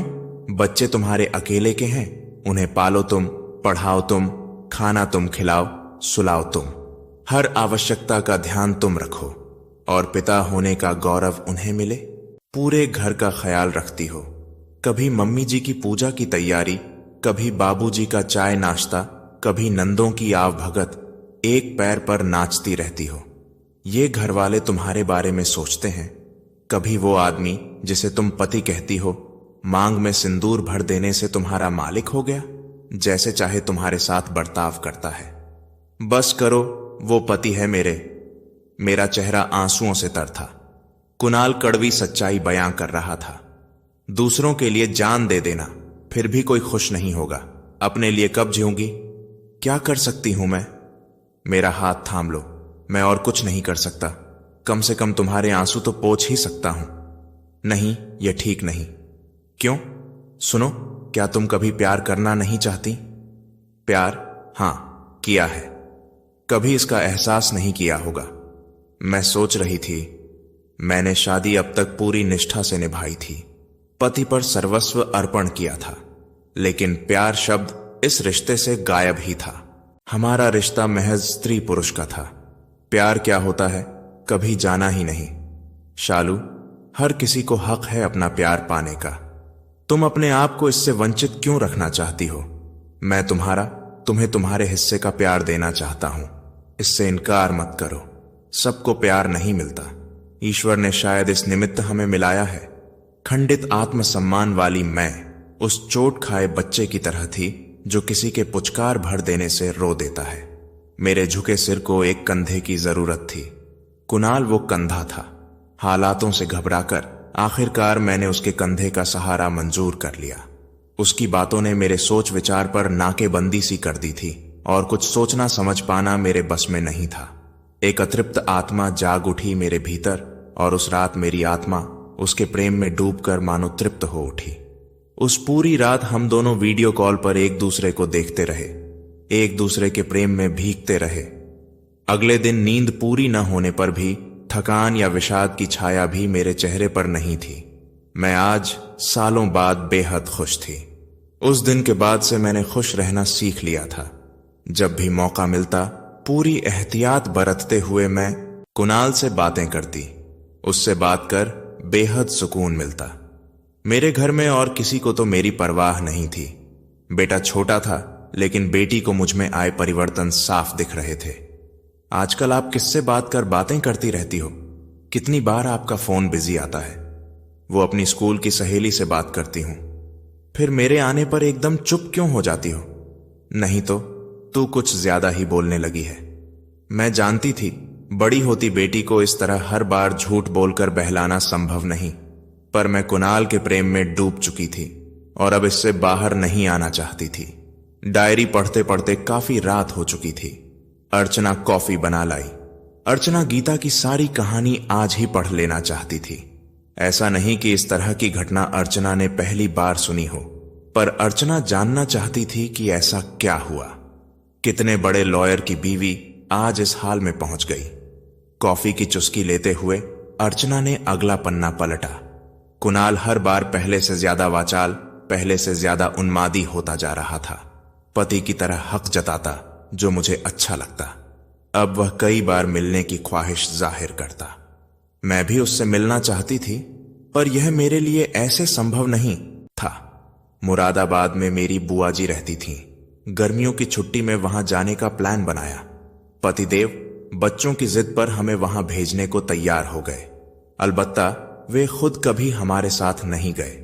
उनका काम रिश्तेदारी पर हमेशा भारी रहा। मेरे मुरादाबाद आने की खबर पर कुणाल बहुत खुश था। आखिरकार मैं मुरादाबाद पहुंच गई। थकान उतारने के बाद अगले दिन मंदिर घूमने का प्रोग्राम था। मैंने कुणाल को फोन कर दिया था। शाम 7 बजे मंदिर से बाहर निकलते वक्त उससे आंखें चार हो गईं। अब तक जिसे सिर्फ फोटो और वीडियो कॉल में देखा था, वह सामने था। लेकिन बच्चे और बुआ जी का परिवार साथ होने की वजह से हम खुलकर एक दूसरे को देख भी नहीं सकते थे। कुछ देर में सबके साथ प्रांगण में घूमती रही और वह भी पीछे पीछे कुछ दूरी बनाकर आता रहा। यह हमारी पहली मुलाकात थी, बंदिशों में। रात मैसेज में उसने तारीफ के पुल बांध दिए। तुम फोटो और वीडियो कॉल से ज्यादा असल में खूबसूरत हो। तुम्हें देखकर तो मैं पलकें झपकाना ही भूल गया था। मैं हंस पड़ी। सुनो शालू, कल मिलो ना अकेले, कॉफी पीते हैं साथ में। पर कैसे निकल पाऊंगी? कुछ भी बहाना करो, पर मिलो प्लीज। बहुत कुछ कहना है तुमसे, प्लीज। ठीक है, कल दोपहर 12 बजे मिलती हूं। अगले दिन मैं बेटी बेटे की कुछ जरूरी दवाई लाने का बहाना बनाकर घर से निकली। कुणाल पहले से नियत स्थान पर प्रतीक्षा कर रहा था। हम कैफे में केबिन में बैठे थे। केबिन में पहली बार कुणाल के इतना करीब मुझे थोड़ा अजीब लग रहा था। कुणाल, यह केबिन क्यों? बाहर पब्लिक में बैठते ना, क्यों? डर लग रहा है। वह शरारत से मुस्कुराया। जो बातें मुझे तुमसे कहनी है वह पब्लिक में नहीं हो सकती।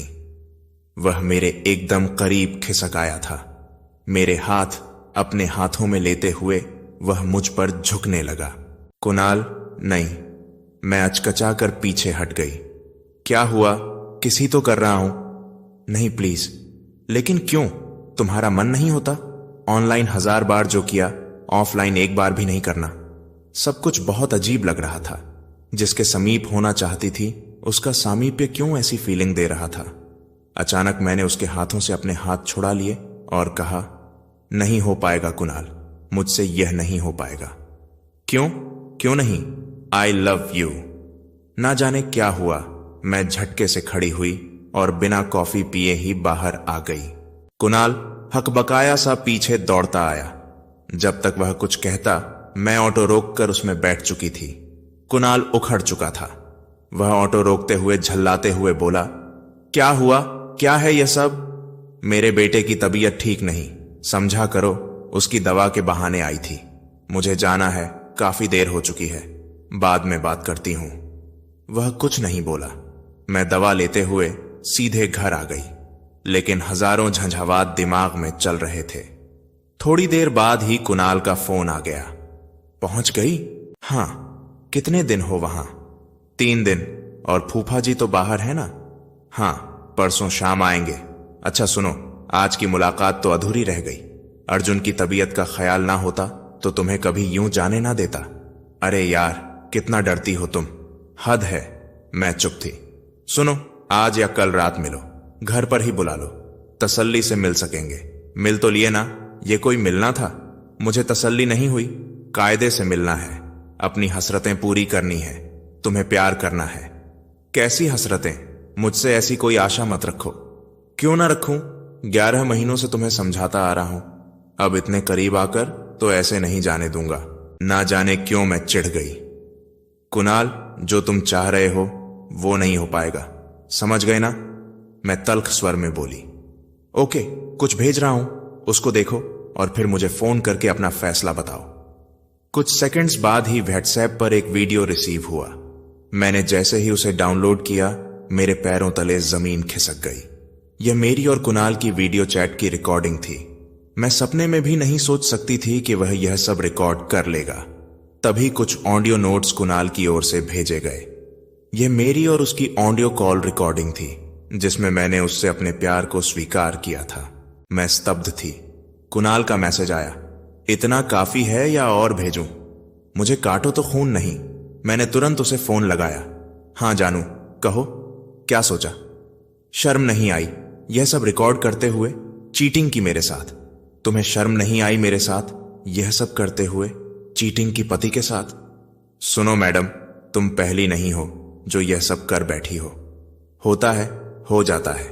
जहां पति से प्यार ना मिले तो औरत बाहर प्यार को खोज ही लेती है।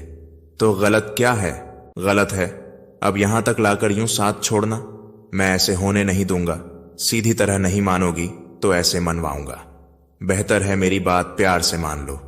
प्यार लो, प्यार दो, वरना हमारे इस प्यार के चर्चे तुम्हारे पति तक पहुंच जाएंगे।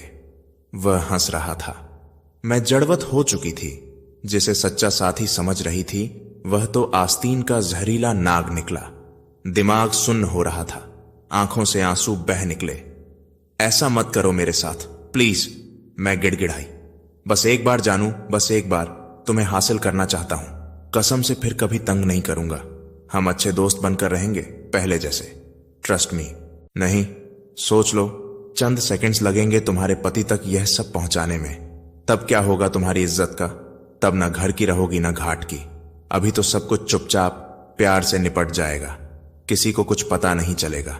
बोलो, अब कब आऊं?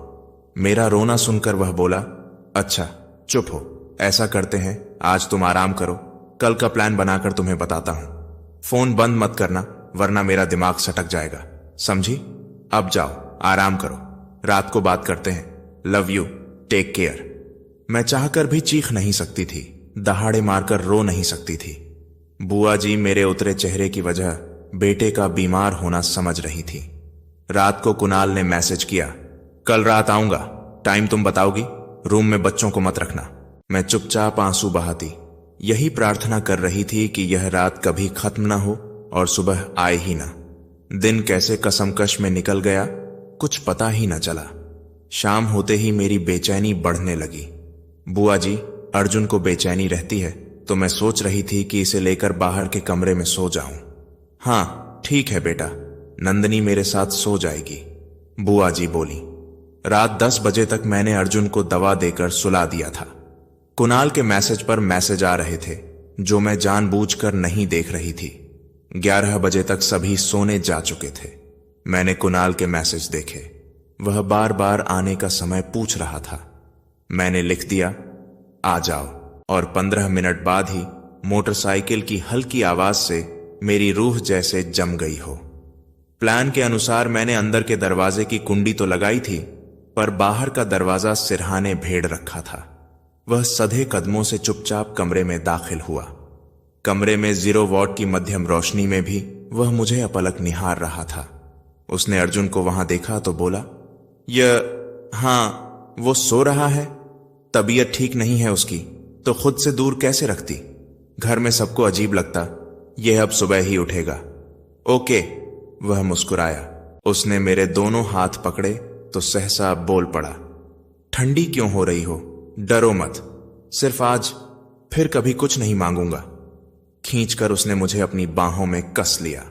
मेरा शरीर शिथिल पड़ता गया। 3 घंटे बीत चुके थे, अब भी वह बगल में ही लेटा था। वह अब भी सुरूर में था कि अचानक अंदर के दरवाजे की कुंडी खड़की और एक साया अंदर दाखिल हुआ। कुणाल बिजली की गति से दरवाजे से बाहर भागा। मैं हड़बड़ा कर बैठी। वह नंदनी थी, मेरी बेटी। मेरा खून जम गया। उसने टटोल कर लाइट जलाई। वह टॉयलेट जाने के लिए आई थी। बुआ जी के घर में अटैच्ड टॉयलेट नहीं था, बल्कि बाहर गैलरी में था। मैंने अंदर के दरवाजे की कुंडी लगाई थी, लेकिन भूल गई थी कि वह कुंडी हाथ की जरा सी हरकत से खुल जाती है। मम्मी, कोई था यहां? ये यहां नहीं तो? मैं हकलाने लगी। मैंने देखा कोई बाहर निकला यहां से। अभी देखो, दरवाजा भी खुला है।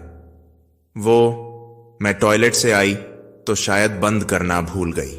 वह चुपचाप दरवाजे से बाहर जाकर खड़ी हो गई। कुणाल उसको कमरे में आते देख बाहर गली में छिप गया था और इस फिराक में था कि वह टॉयलेट होकर वापस आए, तब वह अपनी मोटरसाइकिल उठाकर चला जाए। लेकिन नंदिनी को शक हो चुका था। वह चुपचाप दरवाजे की ओट में खड़ी थी। थोड़ी देर बाद ही गली में छिपा कुणाल बाहर आया और मोटरसाइकिल स्टार्ट करने लगा, तो वह अंधेरे में उसे गौर से देखने की कोशिश करने लगी। कुणाल ने भी उसे देखते हुए देख लिया था। वह फटाफट वहां से निकल गया। नंदिनी वापस आई। उसका चेहरा जर्द हो रहा था। मम्मी, कोई था यहां? था ना? तुम्हें भ्रम हो रहा है। चश्मा भी नहीं लगाया तुमने और कुछ भी बोले जा रही हो। यहां कौन होगा भला? नंदिनी की दूर की नजर कमजोर थी। अभी मैंने किसी को बाइक पर जाते हुए भी देखा। चश्मा होता तो अच्छे से पहचान लेती।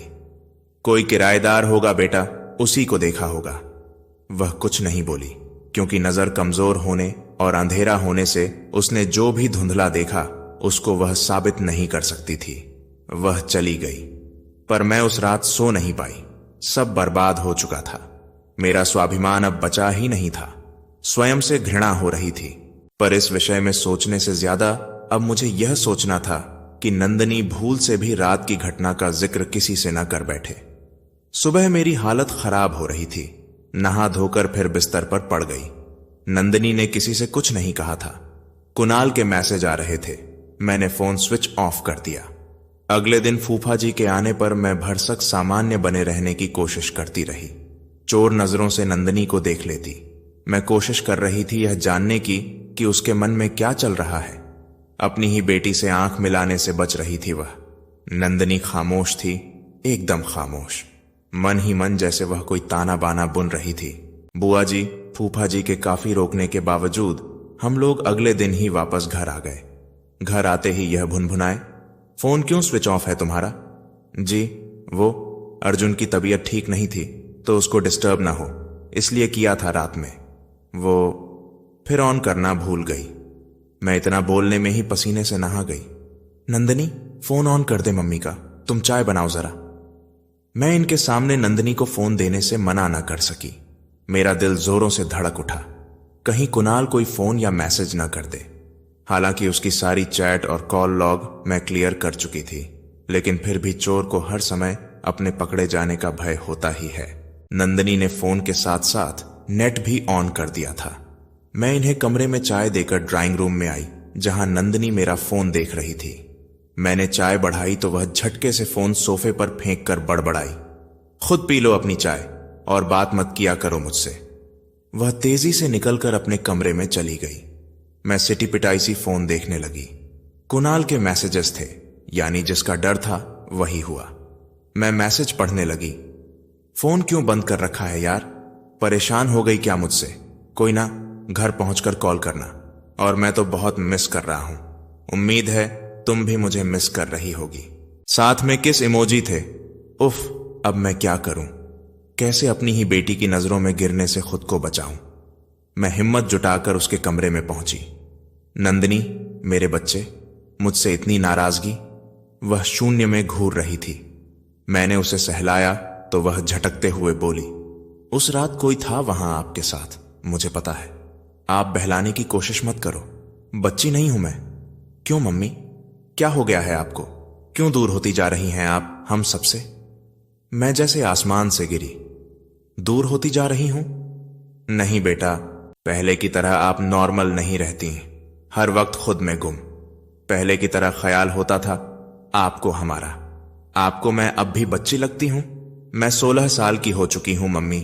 घबराओ मत, पापा से कुछ नहीं कहूंगी, क्योंकि मैं नहीं चाहती कि जो आधी अधूरी मां मेरे और भाई के पास है वह भी हमसे छिन जाए। नहीं बेटा नंदिनी, मैं पहले तुम्हारी मां हूं, मैं तुम्हारा और अर्जुन का चेहरा देखकर ही अब तक जीती आई हूं। मेरे बच्चे मुझसे दूर हो गए तो मैं कैसे जीऊंगी। वह पहले की तरह शून्य में घूरती हुई बोली, आप उस लड़के से बात मत किया करो, वो मुझे बिल्कुल पसंद नहीं। आपका उससे बात करना पसंद नहीं? वह मंदिर भी आया था ना मुरादाबाद में। कि कौन लड़का? वही आपका फेसबुक फ्रेंड। आपकी फेसबुक पर देखे हैं उसके कमेंट मैंने। आप कहती थी कि वह नंबर आपकी स्कूल फ्रेंड का है, पर वह नंबर किसी लड़के का था। एक दिन आप जब बाथरूम में थी, उसका फोन मैंने ही उठाया था। वो पहले मेरी आवाज पहचाना नहीं था और जैसे ही पहचाना उसने फोन रख दिया। नंदनी बेटा, मैं आज ही अकाउंट हटा दूंगी, किसी से बात नहीं करूंगी। तू इस तरह नाराज मत हो मुझसे। मैं अपनी ही नजरों में आज अपराधी थी। जो बात मां होने के नाते मुझे अपने बच्चों को समझानी चाहिए थी, वह मेरी बच्ची मुझे समझा रही थी। मैंने फेसबुक, इंस्टा सारे अकाउंट्स डिलीट कर दिए। यह सोशल मीडिया ही वजह था आज के दुर्जनों का। लेकिन क्या इस परिस्थिति से निकल पाना इतना आसान था? कुणाल, क्या वो मुझे इतनी आसानी से जाने देगा? क्या करूं मैं? आखिर क्या करूं? मेरी रातों की नींदें और दिन का चैन हराम हो चुका था। मैं हर समय स्वयं को अपराधी सा महसूस करती। अब पति कुछ कड़वा कह देते तो बुरा नहीं लगता, बल्कि हर कड़वी बात कम ही लगती। इतनी गिर चुकी थी मैं अपनी ही नजरों में। कुणाल ने मेरा पीछा अब तक नहीं छोड़ा था, लेकिन मैंने उससे बात करना बेहद कम कर दिया था। हर बार व्यस्त होने का बहाना बनाने लगी। हफ्ते भर तो वह कुछ नहीं बोला, लेकिन फिर एक रात मैसेज में वह फट पड़ा। सुनो, बहुत हुई तुम्हारी नौटंकी। मुझसे पीछा छुड़ाकर भागना चाहती हो तो यह कभी नहीं होगा, समझी? तुमने कहा था तुम फिर कभी मुझे परेशान नहीं करोगे, तो फिर अब क्यों? बेबी, प्यार करता हूं तुमसे, ऐसे कैसे छोड़ दूं? मेरा प्यार तुम्हें प्रॉब्लम लगता है? मैं पहले ही अपनी और बेटी की नजरों में गिर चुकी हूं, मुझे और मत गिराओ। हाथ जोड़ रही हूं, कम ऑन यार, हाथ जोड़ना बंद करो। सच में प्यार करता हूं तुमसे, नहीं रह पाता तुमसे बात किए बिना। और उस रात के बाद तो तुम दिल दिमाग पर ऐसे छाई हो कि कुछ नहीं सूझता मुझे। बस लगता है हर पल तुम्हारे साथ रहूं। प्यार देख लिया तुम्हारा प्यार। ब्लैकमेलिंग को प्यार कहते हो गया यार, तुम्हारे इनकार से दिमाग खराब हो गया था। नहीं सुन सकता था मैं, वह भी तुम्हारे मुंह से। तुम्हें लगता है मैं सच में तुम्हारी रिकॉर्डिंग और चैट के स्क्रीनशॉट सर को भेज देता? इतना भी कमीना नहीं हूं। I really love you. Setup? मुझे भी तृष्णा सी हो रही थी उसकी बातों से। ओके जी, हो जाऊंगा सेटअप। बस एक बार देखने का मन हो रहा है तुम्हें। वीडियो कॉल पर आओ हनी। नहीं, अब यह सब नहीं, जो हुआ वो हुआ, अब कोई कॉल नहीं। फिर वही हरकत, फिर इनकार, फिर तुम मेरे अंदर के जानवर को जगा रही हो। तुम चाहती हो मैं फिर कमीनेपन पर उतर आऊं? मेरे पति बगल में सो रहे हैं और मैं वीडियो कॉल करूं? चाहते क्या हो आखिर? पति बगल में है तो बाथरूम का इस्तेमाल करो। चलो बाथरूम में आओ जल्दी, मैं इंतजार कर रहा हूं। 2 मिनट में चली जाओ। मैं नहीं जाऊंगी, बंद कर रही हूं नेट। मैं तंग आ चुकी थी। रुक, सुन इधर, यह नंबर यही है ना तेरी बेटी का फोन नंबर? अभी तेरी असलियत उसे सेंड करता हूं, फिर देखता हूं तू उसकी नजरों में और गिरती है कि उठती है। मेरे दिमाग में हथौड़े बज रहे थे। इसको नंदनी का नंबर कब, कैसे मिला? उफ, ये कमीना कहीं उस तक ना पहुंच जाए। तू आ रही है या तेरी हॉट तस्वीरें सेंड कर दूं उसे? मैं आ रही हूं। शाबाश, जल्दी आ, मूड बना हुआ है। बाथरूम में पहुंचकर वीडियो कॉल पर वह जो जो कहता गया मैं करती गई। इस वक्त अगर संभव हो पाता तो शायद मैं कुणाल का खून कर देती। मैं फिर अपनी मजबूरी पर रो पड़ी। यह अब आए दिन की बात हो गई थी। उसका पागलपन बढ़ता जा रहा था। एक दिन अगर उससे बात ना कर पाऊं तो वह गुस्से में पागल हो जाता, धमकाने लगता। मैं चारों तरफ से घिरी हुई थी। हर समय पति के सामने भेद खुलने का डर, बेटी की नजरों से बचने का प्रयास, कुणाल का पागलपन और स्वयं की बढ़ती आत्मग्लानि। कभी ख्याल आता आत्महत्या कर लूं और उन सब से निजात पालूं। शायद यह मेरे इस नरकीय जीवन से मुक्ति का सबसे आसान रास्ता होता। लेकिन अपने बच्चों का ख्याल आ जाता।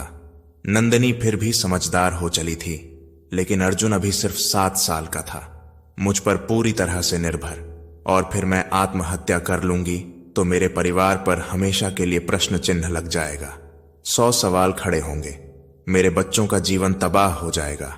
नंदिनी किस किस सवाल या नजरों का सामना कर सकेगी? उफ, मेरी बच्ची, क्यों ना मैं कुणाल को ही मार दूं, ना रहेगा बांस ना बजेगी बांसुरी। लेकिन मैंने जीवन में कभी एक चींटी तक नहीं मारी थी। इंसान की हत्या मेरे जैसों के बस की बात नहीं थी। क्यों ना मैं किसी और को इसकी सुपारी दे दूं, पर एक अपराध को छुपाने के लिए यह दूसरा अपराध होगा, और फिर भी भेद खुल गया तो। मुझे अक्सर सपना आता कि कुणाल का एक्सीडेंट में मर गया और मैं अब उसके चंगुल से आजाद हूं। मैं बहुत खुश होती, लेकिन आंख खुलते ही फिर अवसाद से घिर जाती। किसी तरह दिन निकल रहे थे। आज नंदिनी के स्कूल में फेयरवेल पार्टी थी।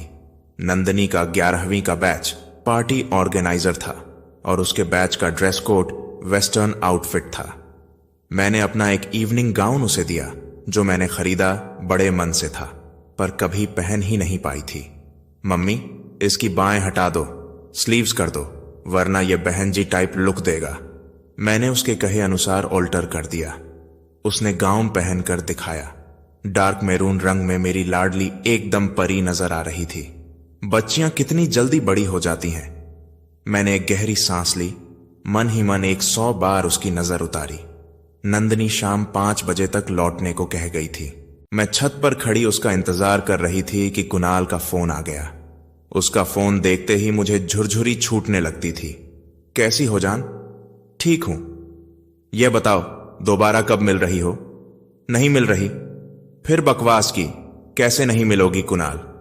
तुम अच्छी तरह से जानते हो मुझे कहीं भी यूं आने जाने की इजाजत नहीं है।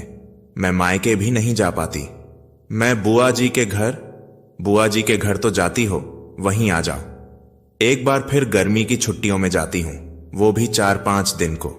और अभी जनवरी चल रहा है, और वैसे भी नंदिनी शक करती है मुझ पर और तुम पर भी। मुझे झल्लाहट हो रही थी। अरे हां, नंदिनी, वो भी तुम्हारी तरह ही निकली है, एकदम हॉट। आज ही डीपी देखी उसकी, मस्त दिखती है। क्या मतलब? तुमने कब डीपी देख ली उसकी?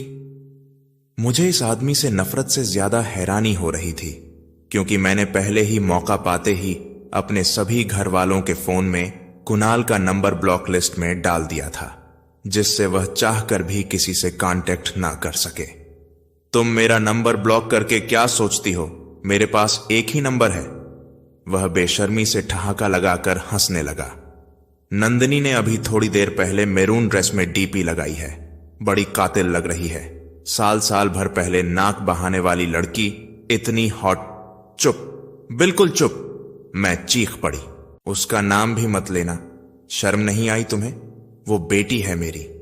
उसका नाम भी लिया तो क्या कर लोगी? वह फिर हंसा। कुछ तो शर्म कर लो। तो वो मेरी बेटी है, तुम्हारी बेटी है, मेरी नहीं। मेरे लिए वो सिर्फ एक लड़की है।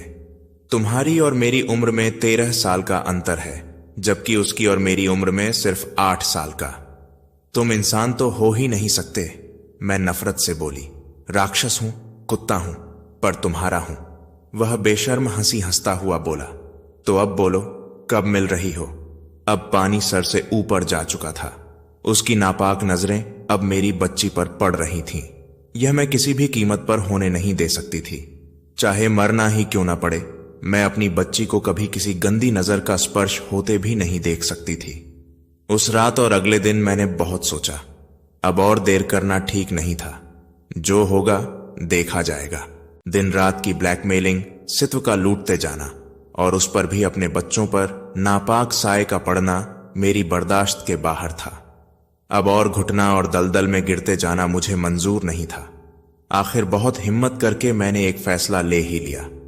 न जाने किस आंतरिक प्रेरणा से मैं अपने पति के सामने खड़ी थी। मुझे आपसे बेहद जरूरी बात करनी है।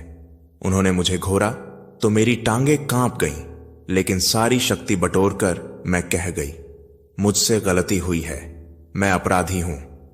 कहते हुए मैंने एक कागज उनकी ओर बढ़ा दिया और अपने कमरे में आकर अपने दंड की प्रतीक्षा करने लगी। मैंने सब कुछ उन्हें दिए कागज पर लिख डाला था, सब कुछ। कमरे का दरवाजा खुला। मैं सिर झुकाए जमीन पर बैठी थी। आंसुओं से तरबतर यह भी आकर मेरे पास जमीन पर ही बैठ गए। पहले क्यों नहीं बताया? सब कुछ क्यों सहती रही? मैं हैरान, बेहद हैरान। मैंने सुना यह मेरा हाथ अपने हाथ में लेते हुए डूबती सी आवाज में कह रहे थे, गलती तुमसे ज्यादा मेरी है। पत्नी बनाकर ले आया, पर पत्नी की बजाय एक काम वाली की तरह समझ लिया तुम्हें। मेरी अपनी खुशी ही दिखती रही मुझे, तुम्हारी खुशी का कभी सोचा ही नहीं।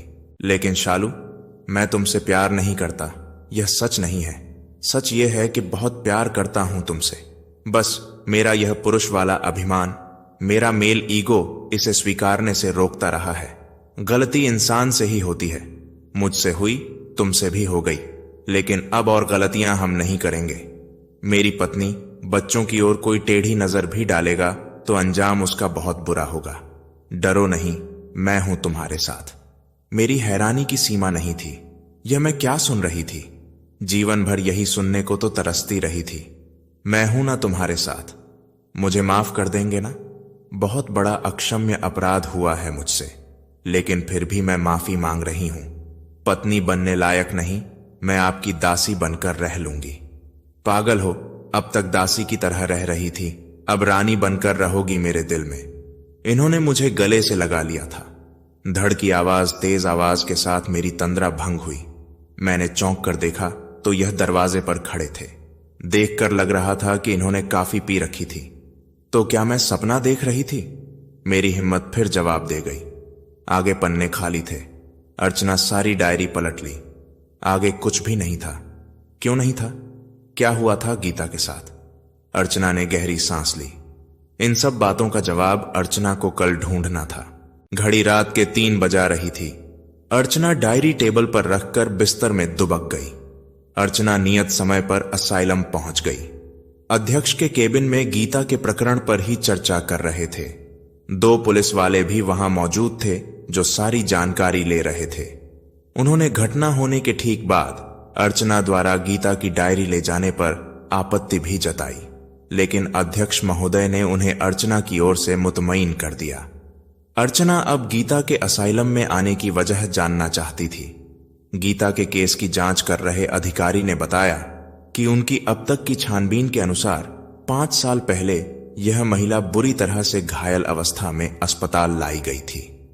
इसके घर वालों ने यह बयान दिया था कि यह 2 मंजिला सीढ़ियों से फिसल कर गिरी है। महिला कुछ भी बताने की स्थिति में नहीं थी। उसके पति के दबंग व्यक्तित्व और रसूख के चलते एक्सीडेंट का केस मानकर जांच बंद कर दी गई थी। यह जली कैसे, सर, और क्यों? अर्चना ने पूछा। अध्यक्ष महोदय ने स्पष्ट किया। एक नई अटेंडेंट इसके बारे में जिज्ञासा व्यक्त करने लगी तो पुरानी कर्मचारी इसके बारे में बताने लगी कि अभेद संबंधों के चलते पति ने मारा और पागल घोषित करके यहां पटक गए। कई बार इसके घर वालों को सूचित किया कि यह ठीक है, आप इसे यहां से ले जाएं, पर किसी ने कोई जवाब नहीं दिया। यह सारा दिन बेटी का नाम रटती है। तो कुछ दिन पहले ही अध्यक्ष सर ने इसकी बेटी को इसकी सूचना देकर इससे मिलने को कहा था, पर उसने मिलने से साफ इनकार कर दिया। यह बातें इसने सुन ली थीं। शायद बच्चों से मिल पाने की इसकी आखिरी उम्मीद भी ध्वस्त हो गई। यहां एक छोटा सा मंदिर भी है। इसने मंदिर से माचिस उठाई होगी, क्योंकि यह पागल नहीं थी तो इस पर अब इतनी नजर नहीं रखते थे।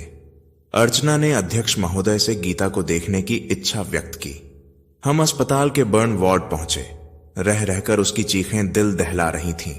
पूरी तरह पट्टियों से ढकी उसकी बॉडी। अर्चना अंदाजा लगाने की कोशिश कर रही थी कि यह महिला जो आज इस स्थिति में है कितनी खूबसूरत रही होगी। नंदिनी, अर्जुन, मेरे बच्चे, रह रहकर उसका यही प्रलाप गूंजता। अर्चना की आंखें बरबस गीली हो उठीं। इनके घर वालों से कांटेक्ट हुआ? कोई आया? अध्यक्ष महोदय ने कड़वाहट से नहीं में सिर झटक दिया। जिन्होंने इसे पागल करार देकर यहां छोड़ दिया और आज तक सुध नहीं ली, वह अब क्या आएंगे?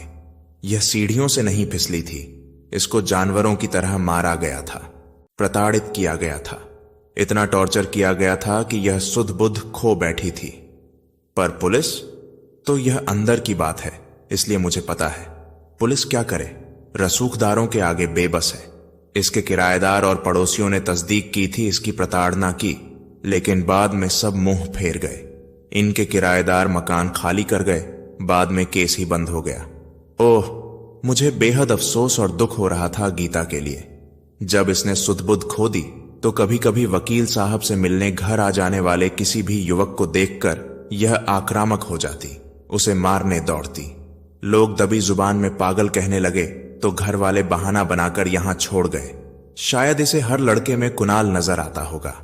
हां, पर प्यार और देखभाल, अपनों का सहारा, उनका साम्य ही इसका इलाज था।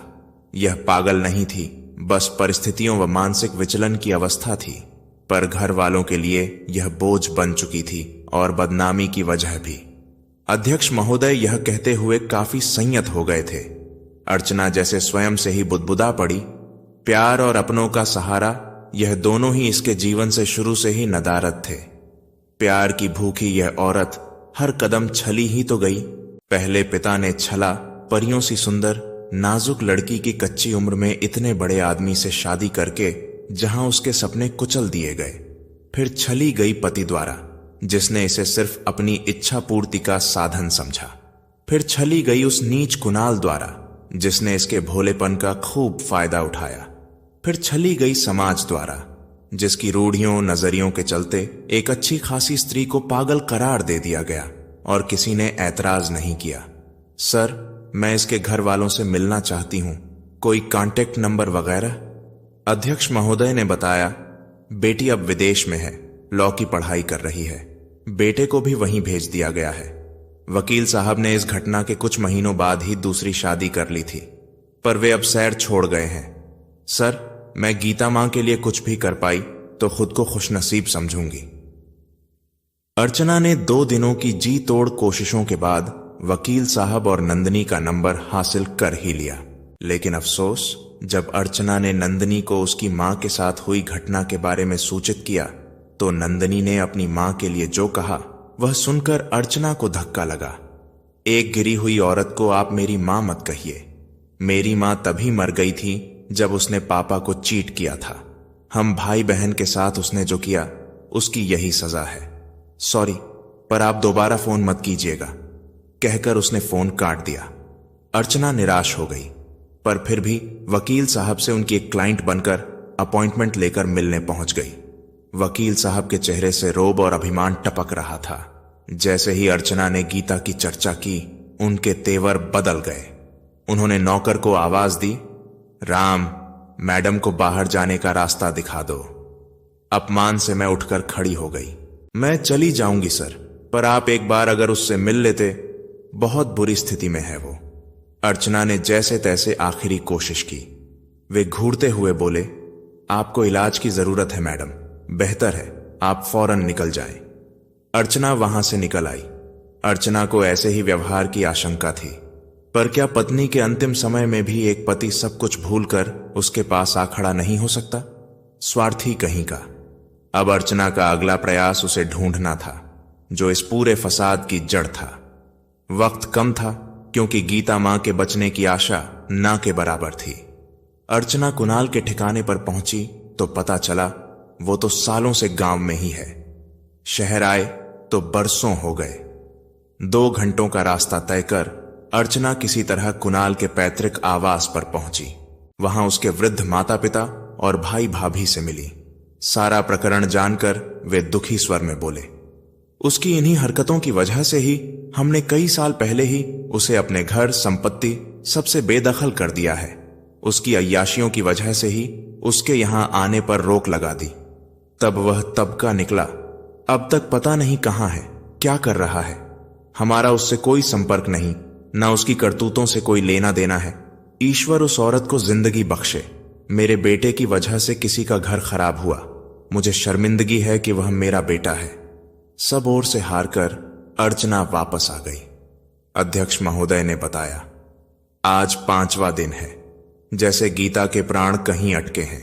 असहनीय तकलीफ में भी उसके मुंह से चित्कारों के साथ बस उसके बच्चों का नाम ही निकल रहा है। अर्चना एक बार फिर अस्पताल पहुंच गई। गीता से मिलने की अनुमति लेकर वार्ड में पहुंची। पुलिस कर्मचारी भी बाहर ही खड़े थे, जो अर्चना को देख पीछे पीछे आकर खड़े हो गए। शालू, मैंने हल्के से पुकारा। एक अथाह कष्ट में डूबा स्वर कंठ से बाहर आया। नंदिनी। हाँ मां, मैं नंदिनी। न जाने अवचेतन की किस प्रेरणा से वशीभूत अर्चना ने इतना बड़ा झूठ बोला था। चेहरा पट्टियों से ढका होने की वजह से और दर्द के अतिरेक से उसने अर्चना को पहचाना नहीं। नंदिनी, मेरी गुड़िया, माफ कर दे। मां, तुम माफी न मांगो। एक गलती की तुमने बहुत सजा भुगत ली। तुम बिल्कुल पवित्र हो, गंगा जैसी। मेरी बच्ची, मैं तेरी अच्छी मां नहीं बन पाई, सबको दुख दिया। तू प्रार्थना कर दे, अब मुझे मुक्ति मिले। अस्फुट से शब्द अत्यंत कष्ट के साथ उसके हलक से निकलते प्रतीत हो रहे थे। मां, तुम ठीक हो जाओ, हम साथ में रहेंगे। जाने की बात मत करो, ठीक हो जाओ। और कुछ क्षणों में ही उसकी चित्कारें शांत हो चुकी थीं। उसकी आंखें स्थिर थीं। वह स्वार्थी दुनिया से दूर जा चुकी थी। कानूनन यह केस खत्म हो चुका था। सबके होते हुए भी आज वह लावारिस थी।